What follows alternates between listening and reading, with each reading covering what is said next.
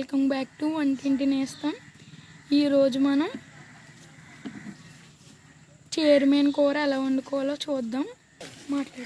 సంవత్సరానికి ఒకసారి వచ్చే పులస ఎలాగా వండుకుంటారో అలాగే ఈ ఎర్రగోదావరికి ఈ సీరమేను అనేది వస్తుంది. ఇది ఎలా వండాలో మీకు చూపెడతాం. ముందు ఇలాగా దాకలో వేసి ఇలాగా తిప్పుకుంటే ఈ పులుసు అనేది వెన్నపూసలాగా వస్తుంది. సాల్ట్ 2 స్పూన్స్ సాల్ట్ వేయాలండి. క్లీన్ చేసుకుంటే ముందు ఇంకో స్పూన్ వేయమ్మా. 2 స్పూన్లు సాల్ట్ వేసుకున్నామండి.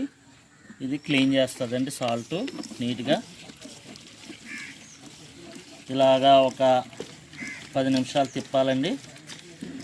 దాకలో వేసి తిప్పితే వెన్నపూసలాగా మన చేతికి దీని పులుసు అంటుకుంటుందండి.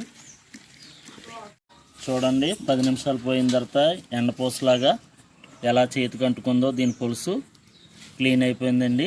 వాటర్ వేసి కడిగి తీస్తాను చూడండి. ఇప్పుడు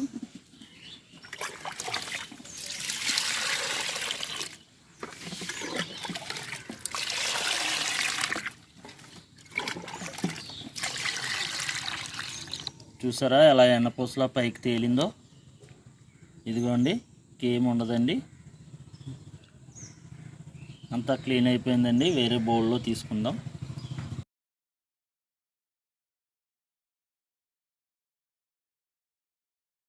ఇలా 2 సార్లు కడుక్కోవాలండి. ఇదిగోండి 2 సార్లు కడిగాక